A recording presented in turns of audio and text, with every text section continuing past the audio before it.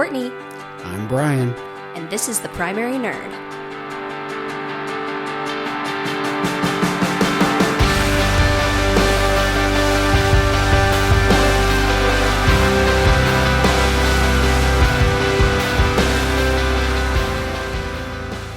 Welcome, everyone. I'm Courtney, and I'm joined by my co-host, Brian. Hey, everybody. This is Titanic Part 10. Oh, it is so good to be back. So wonderful. There has been so much going on here when it comes to the research and the birth of this episode that yes, we are excited to be back with you.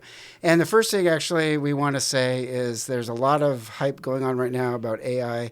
And just want to be clear that there's nothing that we have done and nothing we will do AI will not be used in any way, shape, or form. It is not part of the research process, the writing process, the editing process, none of it. It is all human eyes, human hands. And it's a lot of work, so. It is, and that's why, we do so appreciate your guys' patience and, the people that have followed us they're waiting anxiously for the next episode, but it's because they know it's going to be good. It's going to be good, and also you're a busy person, so I am. It is a busy life. Being a mother, worker, and the whole nine yards. So, but, part of the busyness has been our expanded social media footprint. Yes. We actually, along with us being on Spotify and Apple Podcasts for the podcast, we are also now in the socials, Facebook, where you can... You would, friend us. It's not a group. You'd be looking under, a person. Okay. So if you're searching, and it'll give you the options. Are you looking for a person, a group? I think it's a business. You would go under people. Okay. And you would look for The Primary Nerd Podcast. Excellent. And then you would send us a friend request and we would accept you. Yes, we will. And that's how you're going to have access to... I've already been uploading more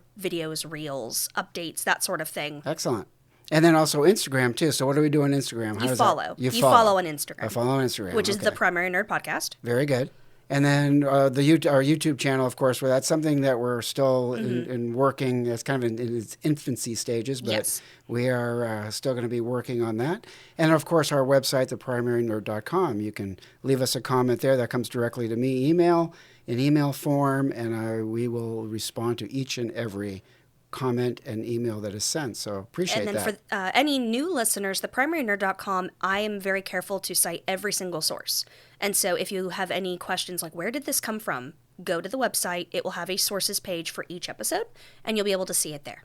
Yes, and so another part of our announcements is that I just want to remind you about the Romantic English Etsy shop. Romantic English is what it's called, and use the promo code NERD30, that's NERD30, for 30% off. He does such beautiful work. He does, and that tapestry hanging in your my library. It's gorgeous. Oh, so happy. We'll have to do a video in front of that someday. Oh, absolutely. So that way you all can see the wonderful work. I like laying on my couch underneath it and just looking up at it. And imagining you're part of that. It's old English, right? Yeah, it's Anne Boleyn.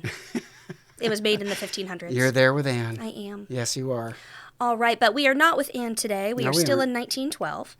So where we left off last episode is we were listening to the voices of the third-class survivors as they described how they experienced Titanic's collision with the iceberg. We followed along as they questioned the stewards, they investigated the ship, alerted other passengers, and started to fight over life belts. We discussed the importance of the forward third-class companionway and watched as the third-class men, the single men I'd like to point out, began their ultimately fatal journey along Scotland Road towards the stern. We left off on the cusp of Sunday night, Monday morning, which would have been April 14th into 15th of 1912, waiting at the foot of the third-class companionway on Upper Deck E. So all of the passengers are there, waiting for further instruction. This episode will emphasize the obstacles that prevented the third-class passengers from getting to the boat deck, even though the White Star Line and her officers would later insist that none existed. So with that, let's go back in time. We left off last time with the following quote from third-class passenger Olas Alboseth, describing how he and Adolf had gone below decks to warn the rest of their traveling companions. The entire group then climbed back up to shelter deck C, where Olas also saw a light which could not possibly have been the Carpathia, since she did not arrive near the wreck site until about 6 a.m. And just to clarify, the Carpathia is the boat that ultimately saved the Titanic survivors. Mm-hmm. So when Olas sees the light, the point is... I'm just warning y'all, it's not the Carpathia. No. Nobody quite knows who she is. Right. So Olas repeated this story during the U.S. Senate inquiry, which prompted an illuminating discussion with Senator Smith. For the following quotes, I will read the questions posed by Senator Smith, and Courtney will read Olas Albaceth's answers. So starting as Olas, we all went up on deck and stayed there. We walked over to the port side of the ship, and there were 5 of us standing, looking, and we thought we saw a light. On what deck were you standing? Not on the top deck, but on, I don't know what you call it, but it is the hind part where the sitting room is.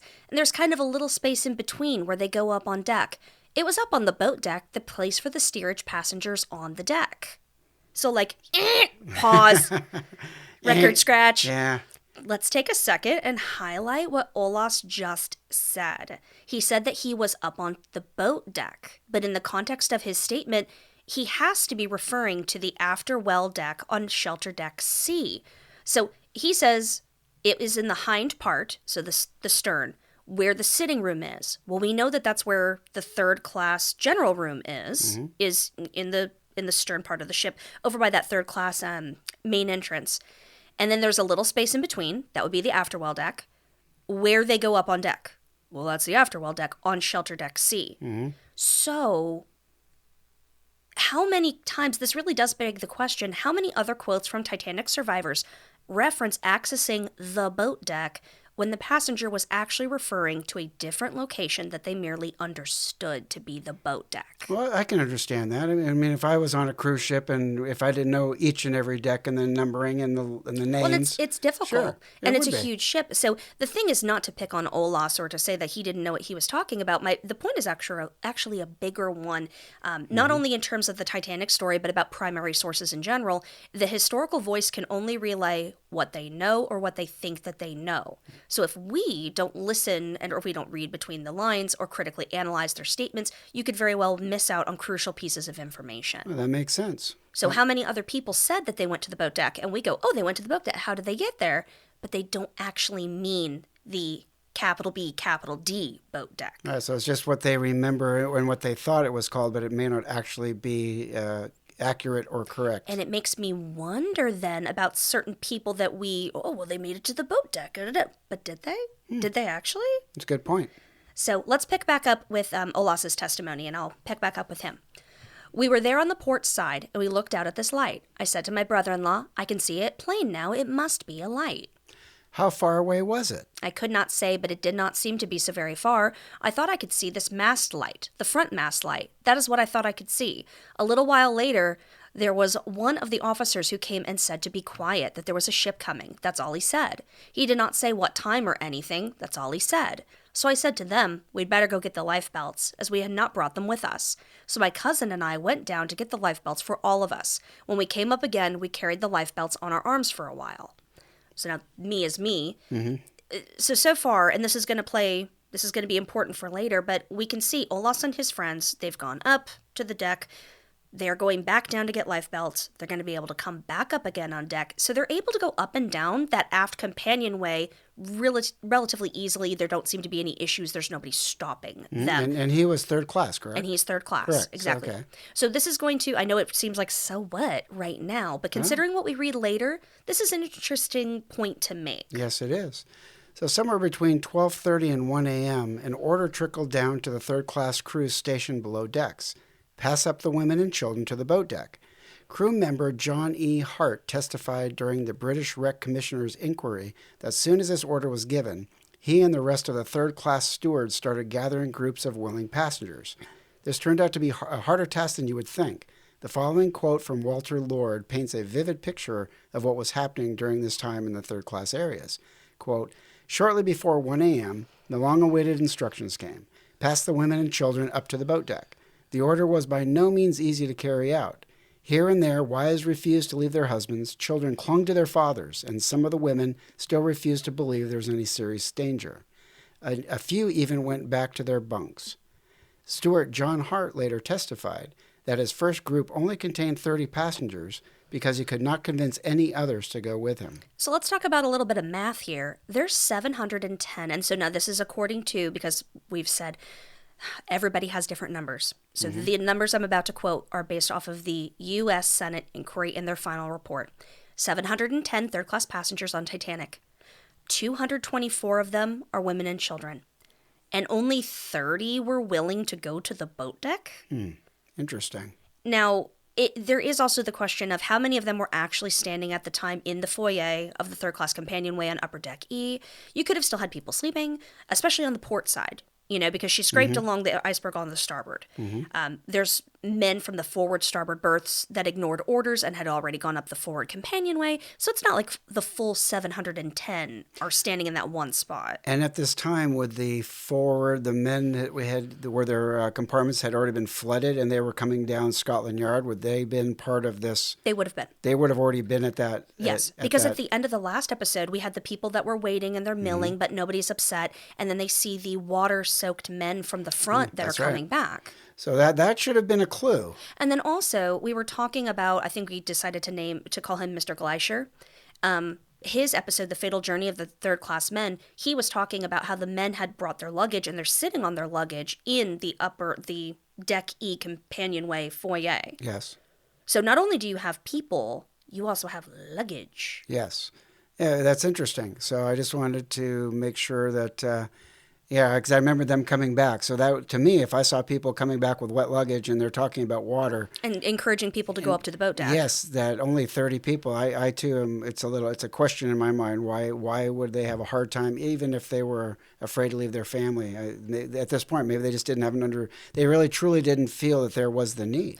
Well, we had looked at the percentages on the listing, the degrees of listing, and at this point, it's negligible. Okay. It really didn't get to be anything that we would have noticed until, I want to say, what was it, 130? 130 and 145 that we were like, okay, I can see. It's like I don't recall the list, but it wasn't double digits. Gotcha. So let's take a moment and discuss why the third class passengers needed to be led to safety, while the first and second class passengers did not. If you recall from previous episodes, the design and flow of Titanic was intended to keep the three classes separated. According to historian Bruce Beveridge, however, the separation between first and second class was not as rigidly enforced as the separation of third class from all others. This was not mere snobbery. According to the United States 1891 Immigration Act, any person with a communicable disease like cholera, yellow fever, etc., was forbidden to enter the country. To enforce compliance with this law, the U.S. would charge the steamship companies $100 per infected person as a fine and force the steamship company to take that rejected person back to their homeland at the company's expense. Can you imagine how expensive that could get? That could be, and at that time, that amount of money, that was more than the fare. That's true. For those steerage passengers. Oh, that's a very good point. So it was in the White Star Line's best interest to remain in compliance with this law and to spare themselves potential financial liability. Therefore, all third-class passengers had to undergo a medical examination before being allowed to board a transatlantic steamer bound for America. Third-class passengers were also prohibited from entering areas not intended for their specific class, i.e., an area in which they may come into contact with a first or second-class passenger. As well-intentioned as Titanic's design was, there was a catastrophic flaw that reared its ugly head on the morning of April 15, 1912. The third-class companionway only reached as high as Shelter Deck C, and there were no lifeboats on Shelter Deck C, or in any of the third-class areas for that matter. This meant that for any third-class passenger to access the lifeboats up on the boat deck, they would need to either be led by stewards through the barriers separating the class, or they would need to find a way to circumvent those barriers on their own. The following quote from Walter Lord summarizes the labyrinthian route that Steward John E. Hart took as he led his group of 30 third-class passengers up to the boat deck. Quote, leading the way, he escorted them up the stairway to C deck, across the open well deck by the second-class library, and into the first-class space, then on forward to the C deck foyer, and finally up the grand staircase to the boat deck. The route seems to have been set in advance, for all the barriers were down, and here and there other stewards were posted to nudge them along. So ending up at the grand staircase, that would have been to the forward of the ship, correct? Yes. Okay. So that would have taken them all the way through. That's a long way to travel. And it's not direct. No. It's not a direct route. Not at all. So, and remember that there would not have been a direct route from the third-class areas to the boat deck because the entire boat deck area fell within the jurisdiction of the first and second-class passengers. And under normal circumstances, the third-class passengers were not supposed to go anywhere near it. So gates and doors that were normally closed would need to be opened so that the third-class passengers could pass through. So Stuart Hart told the Wreck Commissioner's Inquiry that his group arrived on the boat deck at about 1:10 a.m., just as forward port lifeboat number 8 Say was... that 5 times I fast. know. Forward port lifeboat number 8 was preparing to lower. Having safely delivered his charges, Hart turned around and went back to the third-class areas on Upper Deck E to assemble another group. He was shocked to discover how much the mood had deteriorated below decks while he had been gone. I'll let Walter Lord describe the scene. Quote, by the time he, third-class Stuart Hart, reached the third-class stairs again, matters had taken an ugly turn. The male passengers were now demanding to go up to the boat deck too, and it was all the stewards could do to hold them back. Finally, convoy was organized and Hart set out again. This time he had about 25 in tow and reached the boat deck around 11:35 a.m. 1:35. Oh, I'm sorry, 1:35 a.m. So, what surprised me, that was 25 minutes to get from, if he arrived, he arrived at 1:10 with one group. Mm-hmm. He didn't get back for another 25 minutes with another group. I didn't write this into the episode, but I think that this is very interesting. So during I want to say it's the Wreck Commissioner's Inquiry. So this would be the British inquiry as opposed to the American inquiry. So I think it's the British one, but regardless, somebody asked how long it would take to get from the very bottom of the ship in the very furthest third-class cabin all the way up to the boat deck. And then somebody from, I believe it was the shipbuilding company said, oh, yes, we tried it out on the Olympic and we did it and we walked very, very slowly and it still only took us 3.5 minutes. 3.5 minutes. And I was like, wow. No. Yeah. Because, okay, let's be real. So you've got boat deck, promenade A, bridge deck B, shelter deck C, saloon deck D, upper deck E, middle deck F, lower deck G, okay? That is 8 stories, okay? Mm-hmm. And you're not just going straight up. You're having to go laterally, too, to be able to get to this staircase and that. Do you think that you could climb an 8-story building staircase, even if it was directly up and down, just like in a stairwell? Do you think you could do that in 3.5 minutes? It depends on if it depends on if it's slowly. Slow. Yeah, you could do it slowly. Slowly. No. I think it would take longer than that. So even 8 stories slowly, straight up in a stairwell, I could not do that. Mm-hmm. Having to also travel potentially that 1/6 of a mile to go forward and then up? Mm-hmm. No, not doing that in 3.5 minutes. So it's 25 minutes between the time he left them, where he arrived with one group, and by the time he got back. Went down. Turn around, came back. Now, granted, let's compare Walter Lord's summarization to Stuart John Hart's testimony at the British Wreck Commissioner's Inquiry. And I said, I know, discussing a crew member's perspective during a passenger-centric episode totally deviates from the methodology we've established over the last 9 episodes, but in this instance, I do think it's crucial if we hope to investigate the issue of the third-class passengers being held back from the boat deck, whether by gates, barrier, or the crew. So, Dad is going to read the questions posed by the Solicitor General during the Wreck Commissioner's Inquiry, and I will read John Hart's answers. So, Solicitor General, you returned to your people? I returned to my own part of the ship. Did you bring up any more? Yes, about 25. I had some little trouble in getting back owing to the males wanting to get to the boat deck. The men? Yes. After the word was passed around for women and children, I was delayed a little time in getting a little band together that were willing to go to the boats. A band of women and children? Yes. How many did you gather? Somewhere around 25. So now pause. This is me as Courtney. Let's pause and reflect on his statement. I had some little trouble in getting back owing to the males wanting to get to the boat deck. We're gonna play some devil's advocate here. Now, did Stuart Hart mean it the way that Lord took it, i.e., that Hart was surrounded and accosted by men who did not want to stay below deck and who were demanding to be led up to the boat deck, or, here's the devil's advocate, was Stuart Hart having trouble getting back to the lower decks because the third-class companionway was crowded with male passengers that were already climbing up to shelter deck C? Interesting. Okay. Now, I'm not saying it's the other one. I'm just, asking the question. Just getting us to think. Now, in examining the primary source, I found that one of the examiners, his name was Mr. Lewis, also wanted additional clarification from Stuart John Hart. Dad, would you please read Mr. Lewis's question and I will respond as Stuart John Hart? Mr. Lewis, when you returned from your first visit to the boat deck, you told us you had some trouble to get back owing to the men trying to get up. What prevented you? The stewards prevented these men getting up when the order was passed around for the women and children. Let that sink in for a second.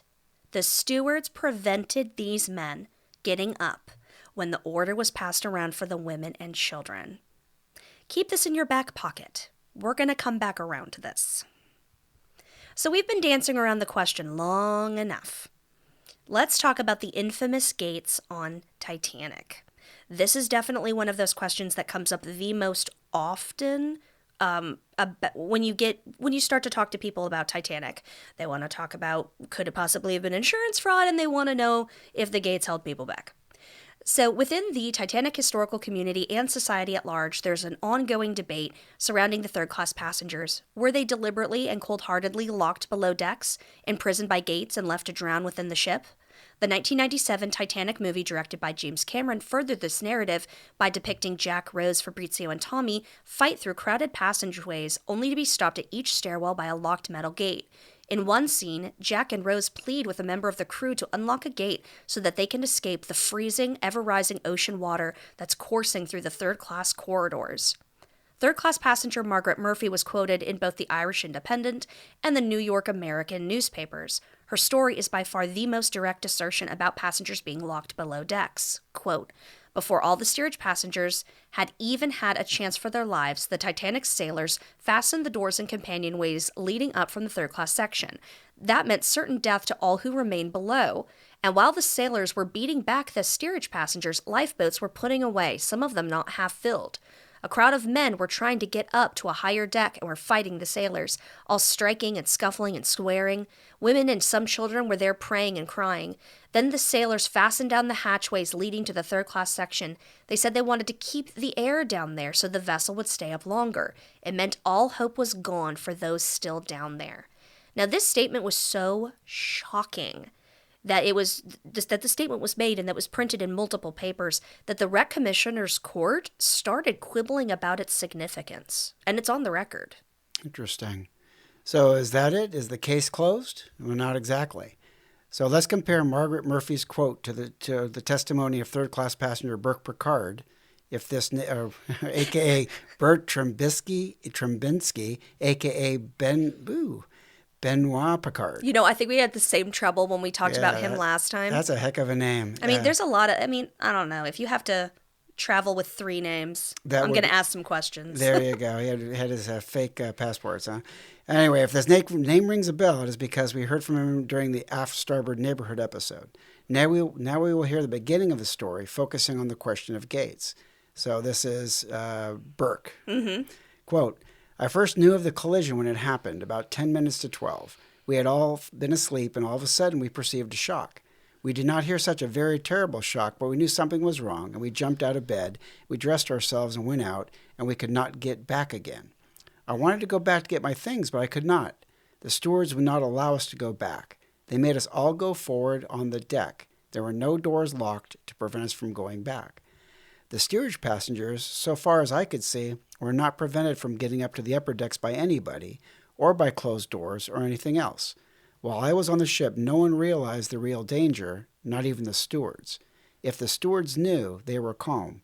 It was their duty to try to make us believe there was nothing serious. Nobody was prevented from going up. They tried to keep us quiet. They said, 'Nothing serious is the matter.' Perhaps they did not know themselves. I did not realize it the whole time, even to the last moment. Of course, I would never believe such a thing could happen.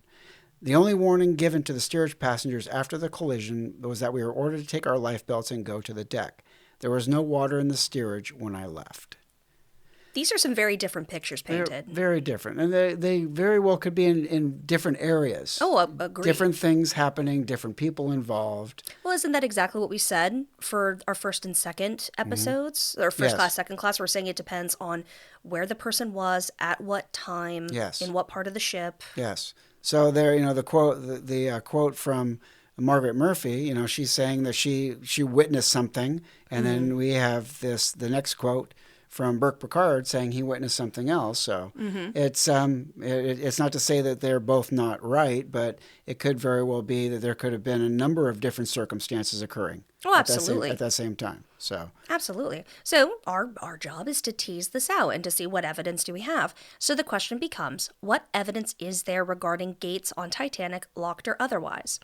There were various gates and barriers placed strategically throughout Titanic. Some kept passengers out of crew-only spaces, i.e. cargo areas, food prep areas, etc. Some prevented passengers or crew from falling down the elevator shafts. Well, that's important. That's important. We need those. And others separated classes. Let's start with the floor-to-ceiling collapsible metal gates. These are called Bostwick gates, Bostwick, Bostwick gates. They were primarily used below decks. In the book On a Sea of Glass, Fitch, Layton, and Wormstead state, quote, "One must understand that the entire liner was carefully subdivided to keep passengers of any given class from entering areas set aside for passengers of another class. Particularly important was keeping third-class passengers separate from second and first, in accordance with immigration laws intended to prevent the spread of infectious disease. There were a series of printed notices or signs to deter passengers from leaving their own designated sections of the ship. Within the ship, there also seemed to have been some tall Bostwick gates subdividing lower deck passenger sections. As much of the accommodations deeper within the ship were interchangeable between first and second, or between second and third classes, these gates may have been useful in helping to maintain delineation among these accommodations." Which, how helpful are signs really going to be unless they're printed in all of the languages that we talked about last episode? Yes, that would not be a helpful. To have signs would not help. I mean, it would help for only the English speakers. Yeah, so there were, how many different languages? 8 plus, 9 plus? I mean, I would say there was at least 12. Oh, 12. Easily, because I had to do, there was all of North America and then getting into Europe and then getting into, over into Asia. And Oh, you're right. So it would have had to have been signs that they could understand. Exactly. So. Now, there was an interpreter. Just in case anybody was curious, there was a third-class interpreter down below decks. But I don't get the impression there was more than one. They talk about the interpreter. Well, there's a lot of people they'd have to be helping. 710. Yeah, that's quite a few. However many of those don't speak English.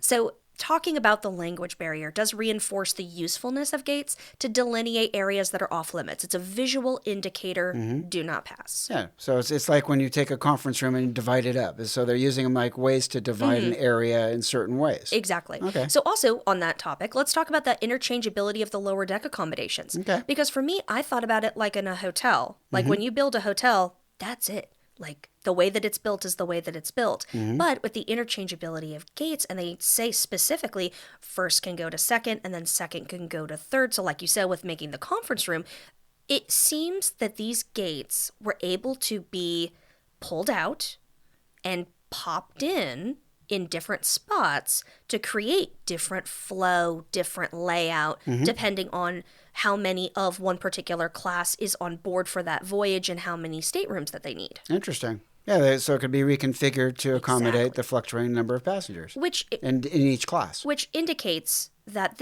we're not talking about, these are not like iron bars set into concrete. These are, I kind of picture it almost like when you're in our trailer. In our trailer where everything's kind of, paper mache and cardboardy. Right. Well, it could have very well, I've not seen one of these. I don't remember in the museum when we were at the Titanic Museum, I don't remember if they didn't get into this. I didn't see anything. It would be interesting if it goes, bottom line, if it's metal and it's expanding metal and you can just open and close it, there may have been pins that held it in place because it could have been something very simple. I don't know. I got to tell you, I have been diving literally for months on this one topic just to try to figure out, number one, what were the gates? Where were the gates? Do we have confirmed gates? It's for as much information out there that there is, it's a lot of it is speculation and a lot of it is conjecture. So I've really been trying to boil down to, brass tacks. What do we actually know? Okay, well, that's interesting that they use them to reconfigure the fluctuating number of passengers in each class. That's cool. Titanic historian Bruce Beveridge weighs in on the lock gates debate in his incredible book, Titanic, The Ship Magnificent. His book is magnificent, I'm just saying. Quote, "One myth that persists to this day is that of lock gates extending from floor to ceiling between the third-class areas and the rest of the ship. It must be noted that there is no evidence, either documented or from the wreck, that any such barriers existed. Although segregation of immigrants was required by United States immigration laws in order to prevent the spread of infectious diseases, this was accomplished far more by existing social barriers than any other means. Bostwick gates and other physical forms of separation were in place at various locations throughout the vessel, but their primary purpose was to clearly mark points through which third-class passengers could not pass, as many could not read. Gates were not intended, nor were they constructed, as a means of forcible containment or physical restriction. So right there, we're talking about, if they couldn't read, they couldn't understand the signage.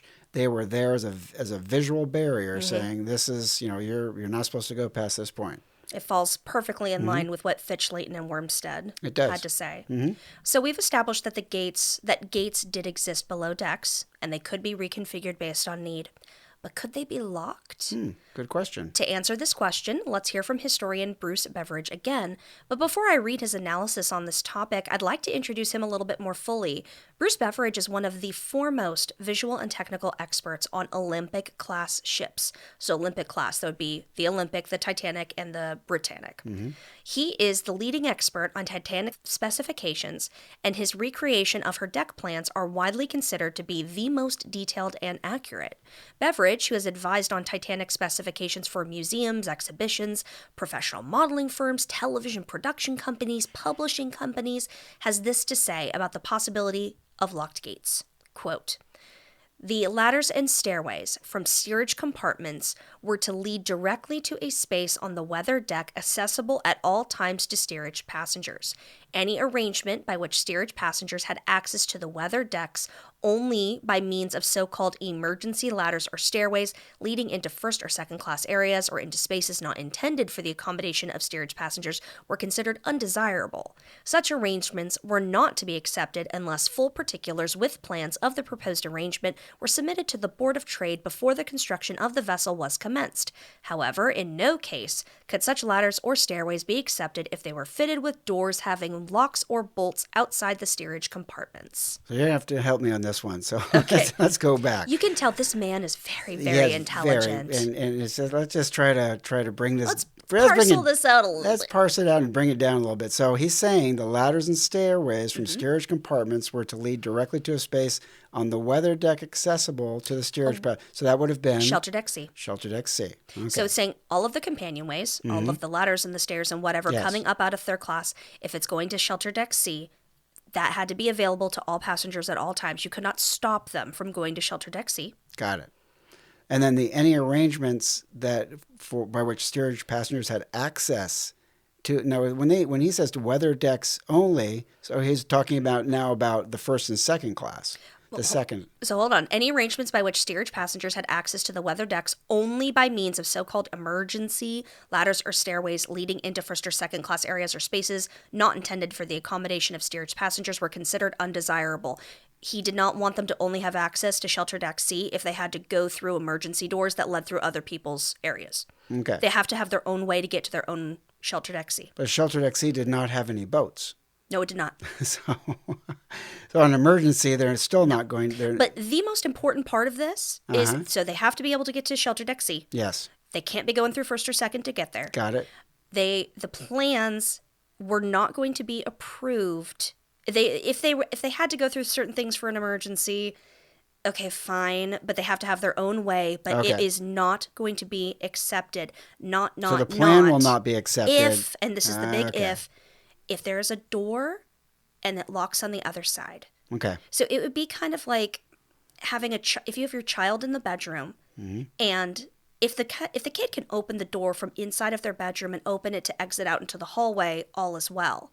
But it would be like having an architect get their plans signed off if the child could not open their own bedroom door to go out of their room into the hallway. It was locked from the hallway. It was locked from the hallway and could only be opened from the hallway. Okay. So the big takeaway here from Beveridge is if a gate is fitted with a lock, it has to be on both sides. You cannot lock in your third class passengers and only have somebody on the outside of their area be able to let them out. Gotcha. No, I like the way you said it. Okay.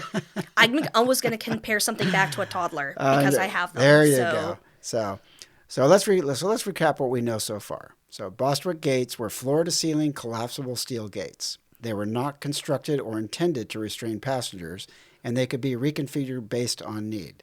They were primarily used as a visual indication of an off-limits area, i.e. crew areas, cargo holds, elevator shafts. Basically, one of them, by the way, is a potato prep station. Oh, potato. Potato prep. We need our potatoes. So off-limits to anywhere a passenger should not be. So per the Board of Trade regulations, any stairways or ladder leading out of the third-class areas could not be fitted with Bostwick gates that had the capacity to be locked or bolted, especially if those gates could only be unlocked from the other side. So, i.e., not on the third-class side. Yeah, so not the third-class side. So they would be locked in, basically. Mm-hmm. All proposed ship plans had to be approved by the Board of Trade, and a ship owner would have risked having their plans denied if any violations were found. And without Board of Trade sign-off, a ship could not sail. So bottom line, the gates below decks would not have been allowed to have been fitted with locks, let alone actually locked. Interesting. So that's an answer to that. That's pretty definitive. That's very definitive. So even if the Bostwick gates were not locked and could not be locked, is there any evidence that third-class passengers were prevented or discouraged from accessing the upper decks? Fitch, Layton, and Wormstead attempt to answer this question in the following passage. Quote, there were a number of reports from surviving third-class passengers of being kept behind locked gates, preventing access to the lifeboats. However, the reports almost universally give very little indication where these incidents occurred. It cannot be overemphasized that all third-class passengers had easy access to certain open decks, such as the forward well deck, the aft well deck, and the poop deck, which the forward well deck and the aft well deck, those would be shelter deck C. The poop deck would be B, bridge deck B, but it's at the very end of the ship at the stern, remember? Right, but there's no access, there's no lifebelts, no lifeboats there. No, there's not. Okay, going back into the quote. Common areas like the general room and smoking room were located aft on C deck, just a few steps away from the open well deck, and many third-class passengers were no doubt easily aware of how to get to these locations. While Fitch, Layton, and Wormstead acknowledge that some passenger accounts described locked gates within the ship, the historians firmly believe that these were rare occurrences, saying, quote, by and large, they, being locked gates down in the third-class area, would not have seemed to prevent the vast majority of third-class passengers from reaching the open decks. Now, here's my question. This is, okay, I'm with you. I'm listening. However, I'm not quite ready to give a sigh of relief yet. What about the necessity of forming groups to lead them up to shelter deck C and then to lead them to the boat deck?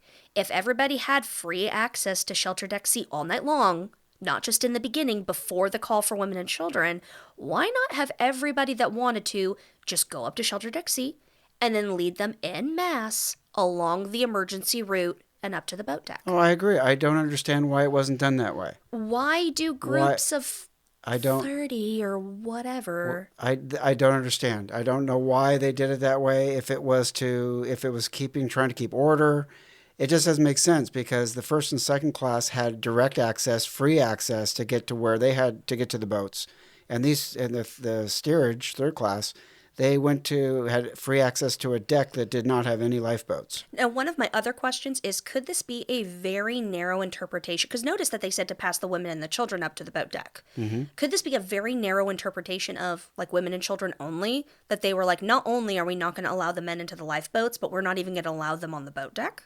And so this was them trying to do a gender separation. Well, I mean, there certainly could be. I mean, if they're only allowing women and children, then why would you want more? Why would you want more chaos on the deck where they're actually loading the lifeboats? And then it could very well be. There's Stuart Hart, and then he reports in the Rec Commissioner's inquiry that he saw other stewards with groups of people that had men in them. Mm-hmm. And it was like, so is it just that Stuart Hart decided to only take women and children? Were other men being convinced by these people to let their men go? Were they letting family groups go? Like, again, we're coming down to there doesn't seem to be any rules. No, and it doesn't make sense. No, it doesn't make sense. So now that we've addressed the Bostwick gates, were there any other barriers on Titanic that could have played into the rumors about third-class passengers being locked below? Absolutely. Yes, there were. But before we dive into that discussion, let's briefly recap the upper deck so we can get our bearings. The highest continuous deck, the deck that ran all the way from the bow to the stern, was Shelter Deck C. As we established in the beginning of Titanic Part 9, this was the highest deck to which the third-class companionways led, with the main companionway exiting out onto the aft well deck and the smaller forward companionway exiting out into the forward well deck. So just for my bearing, so we're talking, they had direct access to where lifeboats were located, only to the rear of the ship and the center of the ship. From No. there, no. So if you picture Titanic, like the side profile, the bottom half that's kind of like the half shell or whatever, with that, and then you've got the little decks on top, like the layer cake. Okay, take away the layer cake. Okay. The third class only has up into the very top of that half shell, Okay. and there are no lifeboats anywhere on that. Okay. Okay, and so the stern. Near the stern is going to be your aft well deck. That's one of the quote-unquote third-class open promenades. The bow of the ship, that's going to be your forward well deck. Okay. That is where that forward companionway, where the single men down in the very lower decks, they would have been able to take a companionway, kind of like a spiral staircase in a way, all the way up to that forward well deck Okay. on the half shell. Okay. Does that help? That does help. Okay. So let's see. Shelter Deck C also housed the third-class main entrance, general room, and smoke room, as well as both third-class open promenades, one on the afterwell deck and the other on the forward well deck. There we go. So moving upward, the next three decks, Bridge Deck B, Promenade Deck A, and the Boat Deck, were shorter, sitting like a layer cake atop Shelter Deck C. I just like this visual. Yeah. Yeah, that makes. I know what a layer cake is. I love cake. So these upper levels were encircled by waist-high metal barriers with hinge gates. Two such barriers also subdivided the boat deck into thirds. One marked where the officers' promenade stopped and the first-class promenade began, and the other marked where the first-class promenade stopped and the second-class promenade began. So we've mentioned these deck fences before, but we didn't call them out quite so much. We saw them when Colonel Archibald Gracie jumped over them to investigate the collision. Remember when he looks around and it says there's a sign, don't enter here? And I think it was when he was going into the second class and he jumps the gate. And then we've talked about them with Lawrence Beasley when he was watching the second class women come up to the barrier and ask the officer if they could please pass through to go to the first class boats. And he said, no, ladies, you need to go to your own boats on your own deck. So while the gates on the boat deck will play an important, albeit horrifying, part in the third-class passenger story, it was the waist-high metal barriers encircling Bridge Deck B that impacted them the most as the ship was sinking. Why? Because each of the three narrow staircases connecting Shelter Deck C to Bridge Deck B terminated at a hinged gate set within the fencing.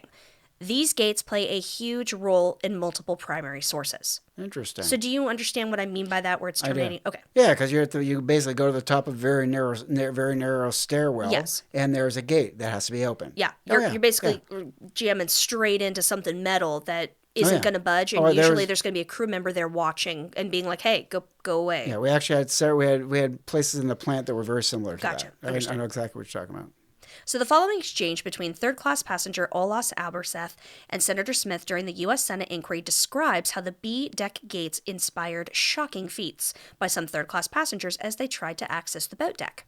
Dad's going to read Senator Smith's questions. I will read Olaus Alberseth's answers.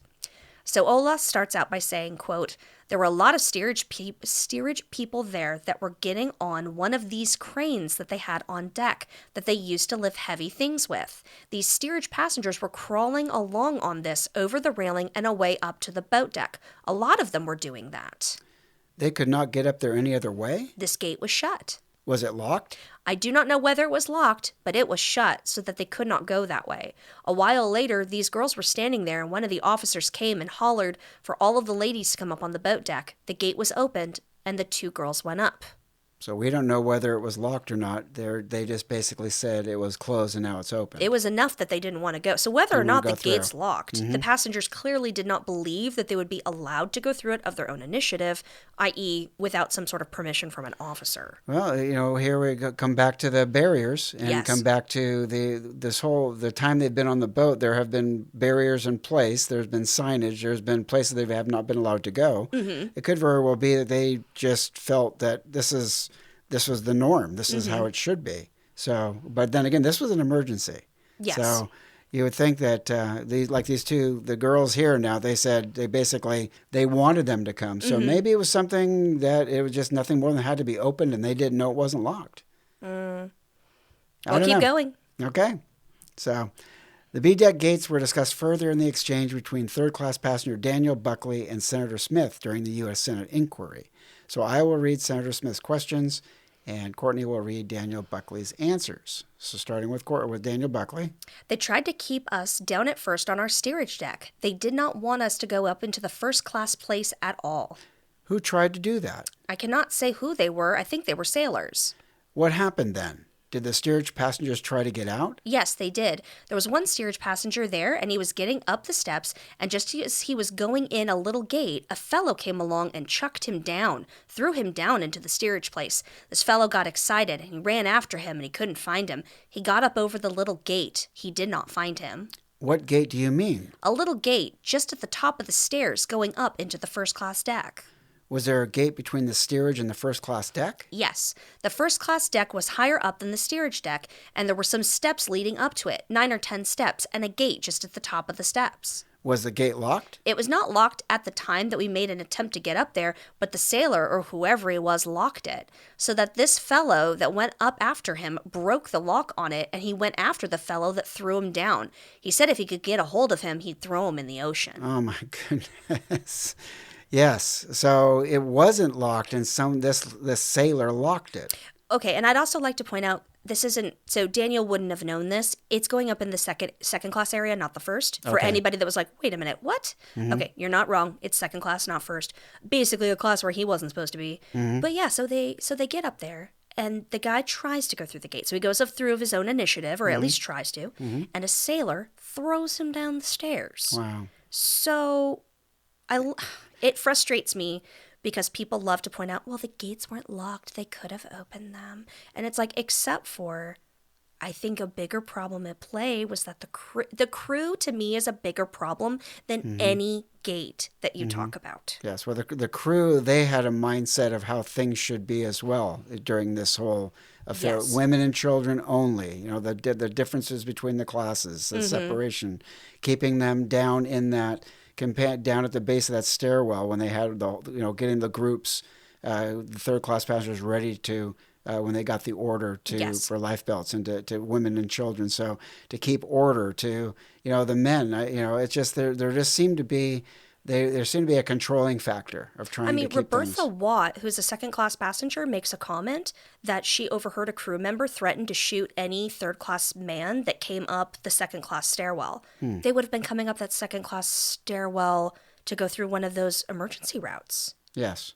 Interesting. So to me, spoiler alert, I'm going to tell y'all, I don't see, yes, the gates are going to play a role. They are. However, I don't think that the gates were half as important as the crew members and how the crew chose to enforce policy that didn't even seem to come from the captain. Well, there was no single point of contact in this emergency. There was no PA system. Nobody. There was no orders being given to everyone at the same time. Well, and it's been confirmed. It is well established that Captain Smith, there was no muster. He didn't pull the crew together to say, "Hey, here's the situation at hand. Pass the word." There's big debate about why didn't he do this, and so there's a pervasive ignorance amongst the crew. And so it's basically going to be each man is going to be handling the circumstances or the situation as he sees fit. Exactly. Yeah.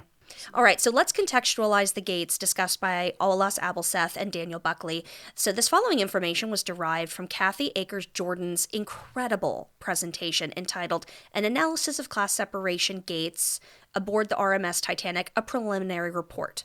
She delivered this at the Titanic Symposium Maine Maritime Academy in April of 2004. The link to the entire PowerPoint presentation is on Bill Wormstead's website. We will be including a link on our sources page for this episode on theprimarynerd.com. So according to Akers Jordan, there was one stairwell and gate at the forward well deck. This is the gate that's referenced by Daniel Buckley. So there's only one, and they would have tried to go up it. They would have been on C, climb up the stairs, and try to get onto B, and that's where that gate is. And so that's going to be where the guy was thrown down, etc. Oh, okay. The two decks, there's two gates on C deck as you climb up the stairs to get to B deck, and there's two gates set into the fencing at the aft well deck. These would be the gates that were referenced by Olas, Abelseth. This is also where that crane is going, which we didn't even touch on it. There's so much stuff going on. We didn't even talk about the fact that these people are literally climbing up heavy machinery in the cold. Wow. Think about, what did we say it was? I mean, it had to have been below freezing. Yeah, well, the water was 28 degrees, so it had to be At least in the 40s. Maybe even, no. Well, I don't know the air temperature. I don't know the air temperature. I'm going to tell you, though. But still, that metal would have been cold. Okay, so if it's just so darn easy for these people to get through these gates that quote-unquote weren't locked, why would they be climbing heavy machinery in the cold? I can only imagine how your fingers are going to feel trying to grip onto that metal up above. I mean, so they would have to have climbed, that's B deck, A deck, boat deck, three stories to climb heavy machinery above a 3-story building to try to get to those lifeboats. Oh, at that point in time, maybe there was a group of people that were crowding the stairwells. It's hard to say. I don't know. I'm just saying. So anyway. Maybe it's just an easier way to climb it rather than fight the crowds. Maybe. So anyway, so the aft well deck, that's going to be the gates with Olas Aberseth and the rest of his crew. So there is a picture of Daniel Buckley's gate from the aft well deck that is still in existence. It is shown to be unlocked, and it's in an IMAX film, Titanica and the Ghosts of the Abyss. I'm going to be real, I looked at this gate. I could not tell whether or not it was locked or unlocked. It's covered in crud from the ocean floor. Oh, my goodness. I'm just saying. All right. And then after examining, she went through Lord. So her big question was, much like us, what's the evidence for the gates? And a lot of people quote Lord. And Lord had talked about in his book people being locked below. But she ended up basically coming to the conclusion that he mentions it on the back of the book, but it really isn't supported within the book. And then she went to the sources, the survivors, just like we do. And she came to the same conclusions. Okay, so there are gates. They are on B deck. They're surrounding B deck, and that is mostly where the third-class passengers were coming into trouble. They're trying to get up these stairs. They're trying to get onto B deck, and they can't because of the gates. And they are waist high. They are easy to climb. They are, some people say that they were never locked. Some say that they were unlocked and then locked and then unlocked again for people to get through. But regardless, there is definitely some sort of barrier there that is stopping them from just easily coming up onto B deck. And that they're saying that a lot of this seems to have come from the sensationalism of the newspaper. Obviously, you've got Margaret Murphy's quote. Of course, people are going to be like, holy cow, they were locked below if you read that quote. So she really comes down to, were people locked below? No, there's no evidence for it. Was the bigger issue the gates on the deck? Yes, absolutely. That was the bigger issue. She also says that a lot of things that affected how many people survived had to do with social issues.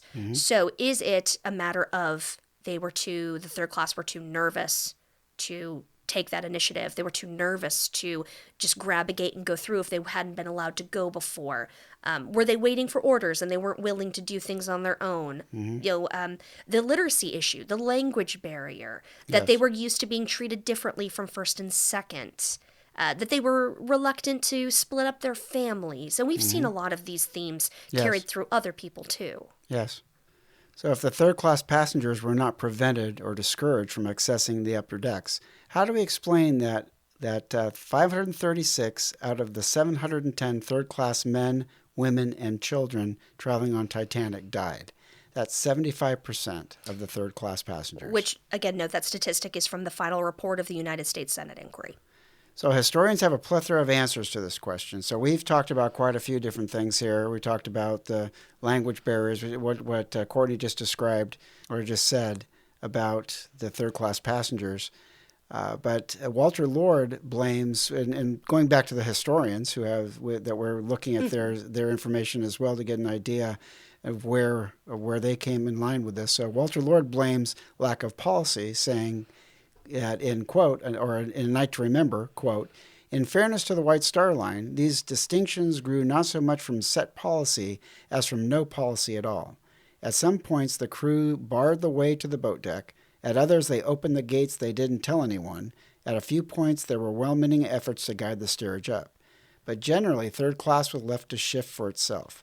A few of the more enterprising met the challenge, but most milled helplessly about their quarters, ignored, neglected, forgotten. And I think for me, that's, ignored, neglected, forgotten. That is how I feel that they were treated that way. They were third class. They did not speak English. Were not given a straight shot to safety, to lifeboats. They were, those words to me are very fitting. I think that they were perceived as more of a potential problem than people to save. And there were some things of the day that actually did lead to that. There were some instances, like we had talked about that in 1898, the Laborge, however you pronounce that, is French. Which had basically been a boat that had sunk, and in that case, the third class men actually violently removed women and children from lifeboats. I don't know if there was loss of life, and this is just a brief something that I read about. But at that point in time, if that was fresh in the mind of Captain Smith, which there was only 14 yeah, 14 years before. So it would have been some operating experience they would have known about. So maybe there was some fear. Maybe there was some trying to keep them under control. It's hard to say, but they were in the back of the ship, and they were ignored, and they were neglected, and they were forgotten. And I wonder if it's a bit of out of sight, out of mind. Mm-hmm. Well, it's, first and second class were straight away taken care of. Mm-hmm. Well, and they were right there. And they were right there. They had their hands full. They did. They were trying to get these people in the boats and whatnot. So Fitch, Leighton, and Wormstead blamed the ship's design and how confusing it was for non-English speakers. Quote, far more dangerous to third-class passengers was the rather complex layout of the ship's lower decks. According to seaman, I never know how to say this, Poindexter? I'd say Poindexter. Poindexter? It's Poingdestre. Poindexter? That sounds good. There you go. It sounds French. It does. There were no signs or notations for third-class passengers that would have told them what direction they should go to get to the upper decks and lifeboats. Even worse, many of those aboard the ship could not speak or read English. As a result, if third-class passengers became disoriented or their typical routes for movements through the ship's inner compartments were in some way or another unavailable, they may have had a difficult time escaping the ship's interior spaces. There's a labyrinthian layout. And also, I want to point something else out, too, that I had not thought about until I watched a documentary. And it was, as the passengers are moving through these lower areas, and you see this in the movie, in the 1997 movie, where all of a sudden Jack and Rose are chilling, and then boom, here comes water that's coming from above them. Now, I would think that if I'm in a sinking ship, water is going to be coming from below me. It's going to be coming up on my feet and then my knees, etc. But if you're looking at Titanic and the fact that she perforated on the starboard side and she starts to go down by the head, you've got those water... the watertight compartments, the bulkheads. But the bulkheads don't go all the way up to shelter deck C. They terminate at either E or D, which means that as she's going down, and she's going down at an angle, the water is going to come up over the bulkhead and spill up and over and down onto people that are lower. So as people are going through these lower corridors, and I don't know about you, I usually have when I get into a rhythm, a certain way I drive home. Oh, yeah. A certain way you get from A to B, especially like at a hotel. I've had this happen where you're like, wait a second, I usually go this way. I'm turned around. Where am I? So if they're going the way that they usually go, that they know how to get up, and then boom, the water comes up and over the bulkhead, and it would, number one, it could prevent them going up those stairs. You're not going to be able to climb stairs if water is cascading down it like a waterfall. That could very you well also could be swept into a part of the ship that you're not familiar with. Yes, and as large as that ship was, if third class being kept all the way to the back, if you got into an area that you're not familiar with, like I said, how would you know where to go? And you don't speak English. And well, you don't even read if signs. you do speak English, and then it kind of reminds me of any NCIS watchers out there. Woot woot. I know I'm so late to the game, but I started watching it like literally this year, the old school NCIS. But they're going through one of the ships, in the Navy Yard. Oh, yeah. And they were saying how, hey, if you want to go this way, you need to go like down to the left and up and Yep, down and to yep, the I right. remember that and one, that'll yep. put you here. And she's just like, poor Kate is like, I have no idea where I am. When I watched that episode, I was like, you know what? This must have been how it was for the passengers on Titanic. Yes, it very well could be. So we've talked about Lord, we've talked about Fitch, Layton, and Wormstead. Gareth Russell blames the crew's ignorance of the situation. Quote, failure to envisage any collision damaging enough to require the evacuation of everyone on board in a relatively short period of time meant that third-class passengers speaking over a dozen languages between them needed to be guided to a part of the ship of which they had no prior experience, since it was constructed to discourage their interaction with it, by crew members who struggled both to communicate with them and fully to appreciate the danger until it was too late. It was thus egregious, if commonplace, incompetence in design and command rather than malevolent snobbery that helps explain the heavier loss of life among third-class passengers. Yes. Which, God, I love how he writes. Yes. I love it so much. And Beveridge points to a combination of social factors. Quote, during Titanic's sinking, third-class passengers remained behind these barriers largely by unwillingness to pass without permission, reinforced by unfamiliarity with the ship and what lay beyond. Third-class passengers did not have emergency escape routes. Ironically, some along the main E-deck passageway they used several times a day to get to their dining saloon, but simply did not know of their existence. The stewards knew of these escape routes, of course, but were themselves unaware of the gravity of the situation, at least initially, as ship-wide public address systems had not been invented yet, and all instructions to ship's personnel had to be relayed by word of mouth. This may explain why, in the initial stages of the sinking, some stewards reportedly held back third-class passengers from entering areas restricted to them.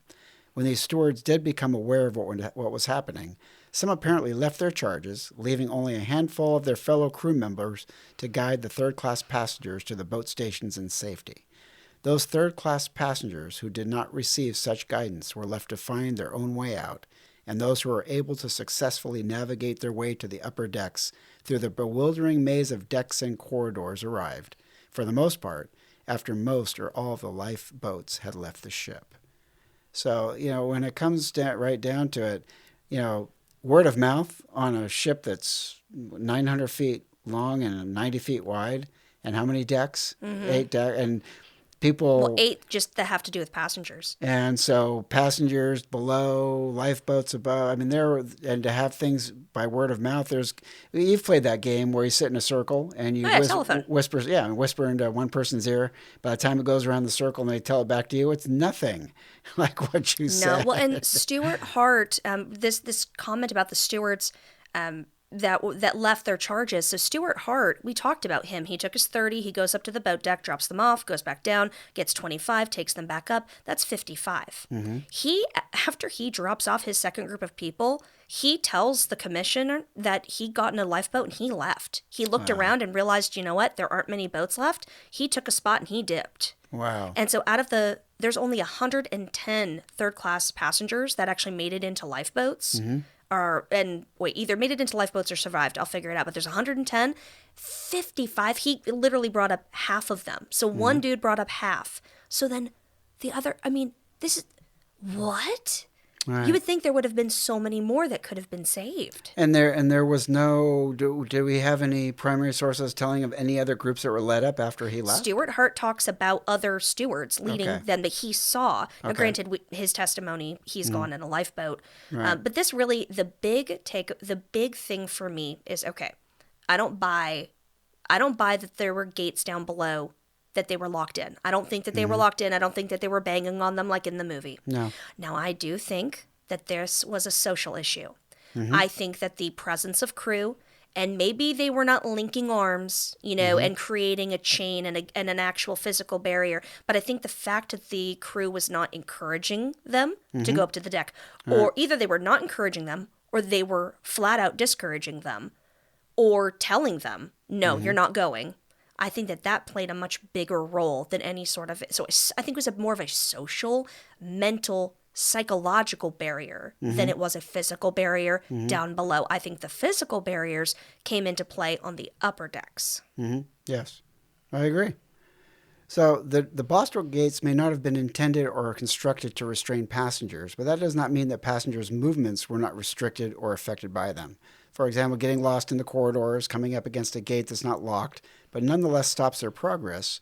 Water could have been coming over a bulkhead or washing down the staircase that they did know. Mm-hmm. And where would they go next? So, you're right. I mean, there's all these things that were occurring that were affecting their ability to get to safety. Well, and I think it's so interesting that people want to say the gates weren't locked, they could have opened them. They don't know that they can open them. No. And we know now that they are essentially, they're not like bars in a jail cell. They didn't know. Now, granted, later on in the night, maybe when you're desperate, you do start rattling them. Maybe you do try. But in the beginning, when they're staying at the base of the third class, upper deck E third class companionway, again, say that 5 times fast, when they're hanging there and maybe they're feeling some kind of way and they don't think they can push past the crew, they don't feel like they can go up the aft companionway, or they feel like it'll be looked down upon or whatever, why would they then walk up to a gate that's been there the whole time and be like, you know what, I wonder if this opens? Right.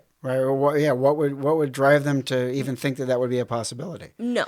One thing that's been going through my mind since we talked about earlier was when Hart was taking the group up, or he was going back down. He said that he was having a difficult time because of the men, but he also mentioned about there being crews stationed along the way that were guiding them. They were ushering them along, I think was the phrase. Yeah. So my thought is, why? I mean, if he's leading them, why do you need people standing there? Were they ushering them along, or were they maybe possibly keeping it so only women and children were going? That is a fabulous question I've never thought about. All right, so because if they were just sending them through, if only 25 people are following me, they can follow me quite easily on a path. Yeah, if it was en masse, then yeah, maybe you do need people to direct them. Keep going this way, keep going this way. But if it's one dude, yeah. So why did one person lead 25, but then there are people along the route to either usher them along, or maybe they were keeping my guy go down and get people like. So I think that just speaks to the crew being very disorganized and being pretty much every man for himself in this circumstance. Well, and you had asked me a really great question earlier, and I would like to give you all of the props for it, so coming up the aft companionway, coming onto shelter deck C. And then you were like, wait a second. So they walk all the way forward on shelter deck C, through second class land, into first class land, and then up the first class main companionway to go to the forward lifeboats. And you asked, but is that the shortest route? And it was like, no, actually, it's not. You know what the shortest route is? Shelter deck C, afterwell deck, go up those little stairs, go through the deck, or through the gate, onto bridge deck B, and at the aft part of bridge deck B, there would have been like a kind of like a little house that would have had the second class companionway. Go inside that little house, and then go straight from bridge deck B through A, and then onto boat deck, which is second class land on the boat deck. Okay. That is the actual straight route. Why didn't they do that? That would have cut their commute so much. Right. That's a good question. Why didn't they? Why go this?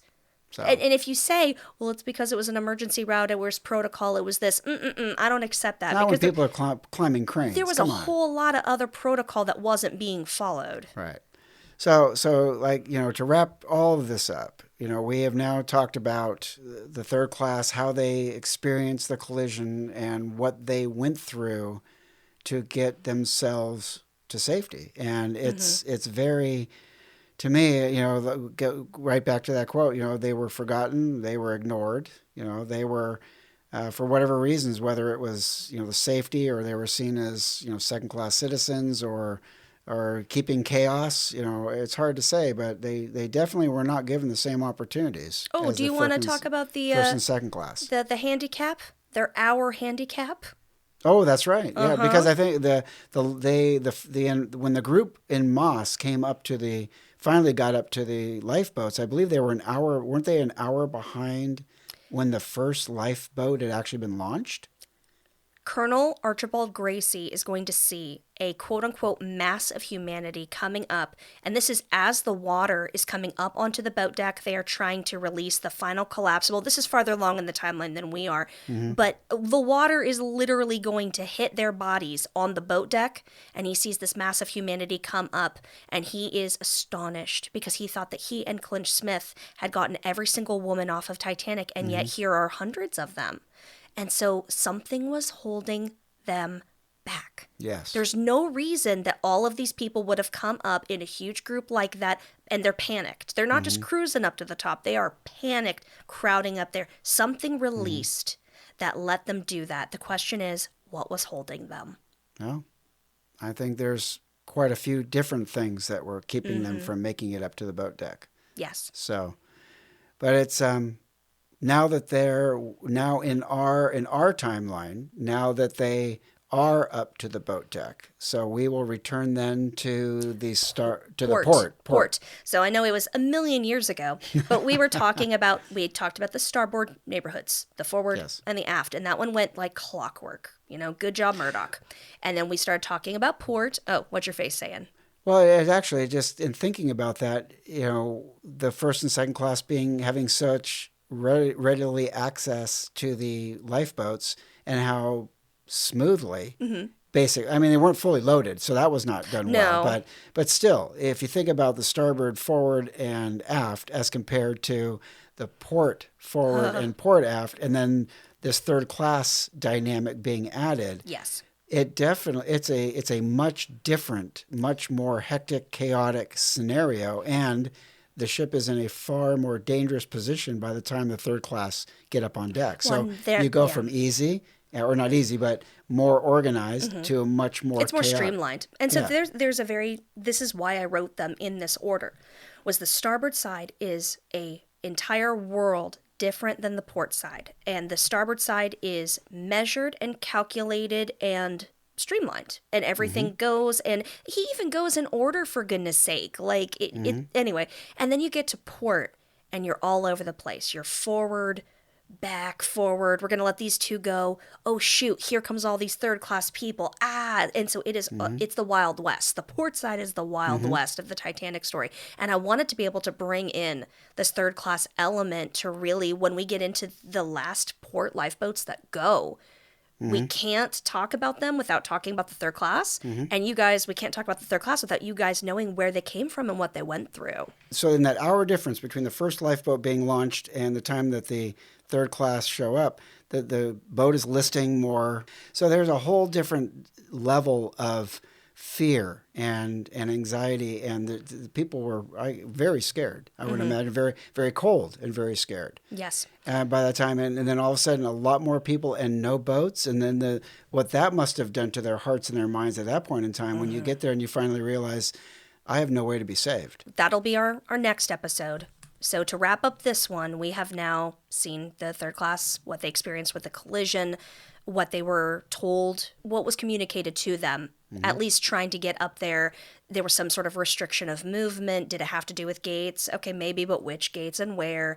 Did it have to do with crew and what they knew? And then we're going to get into the rest of the port lifeboats. We're going to see them leave. And then when the port lifeboats go, you're going to have quite a collection of people that are still on Titanic, and their stories are still ready for us to talk about. Oh, wow. So we are going to see when all of those boats go, and we're going to be all together, what happens next. Okay. Well, I really appreciate all the hard work you've put into this. This was so exciting because this is a 112-year-old mystery. 1912 to 2024. It's a 112-year-old mystery in a month or two? Yeah, it's coming up. The anniversary. Like a month and a half. Anniversary's coming up. So being able to, like I said, dig through all the conspiracy theories and dig through all of the suppositions into, okay, give me the facts. Give me the Carfax. Throwback to the 90s. Well, with that, we're going to call it an evening, so I'll let you sign us off. Well, don't forget to hit us up on our new socials. Oh, that's right. YouTube, Facebook, Instagram. Basically, if you plug in The Primary Nerd or The Primary Nerd Podcast, you're going to find something. We are going to be trying to do a lot more in between episodes to interact with you guys, and I can't wait to meet with you again. But until then, I'm Courtney. I'm Brian. And this is The Primary Nerd.